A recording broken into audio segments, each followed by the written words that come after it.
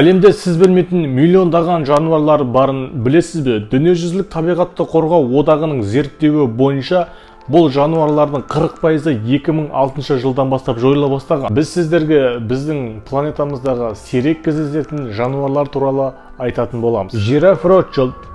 Ротшильд жирафы әлемдегі ең ұзын жануар болып табылады. Табиғатта бұл жануарлардың 700 жеке тұлғасы бар. Ол өзінің ерекше әдемі түрімен бірден көзге түседі. Кения мен Уганда қорықтарында өмір сүреді. Биіктігі 5,5 метрді құрайды. Салмағы шамамен 2 тонна. Ұрғашылары төмен болып келеді. Бір қызығы, Ротшильдтың басында 2 мүйізі болады. Солтүстік Атлант киті.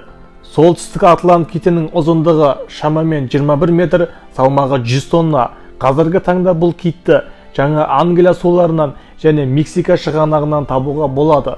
Бүгінде Атлант китінің 300 жеке түрі ғана қалған. Ұзын құлақты тышқан. Ұзын құлақты тышқан немесе қосаяқ Моңғолия мен Қытайдың шөлді аймақтарында тіршілік етеді. Кеміргіштің бұл түрі қатерлі жағдайда тұр деген мәртебеге ие болған. Соған орай Дүниежүзілік табиғат қорғау одағының қызыл кітабына енгізілген. Тіпті зоологтардың өзі ол туралы аз білетінін айта кеткіміз келеді. Мак жануары сүтқоректілер ішіндегі ең көзі үлкені.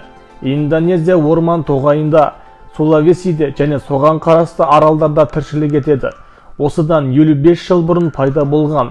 Олар мекен ететін аймақ 20 жылдың ішінде 30%-ға адамдардың кесірінен азайған. Амазон дельфині. Амазон дельфиндері жас ерекшеліктеріне қарай түстері өзгеріп отырады.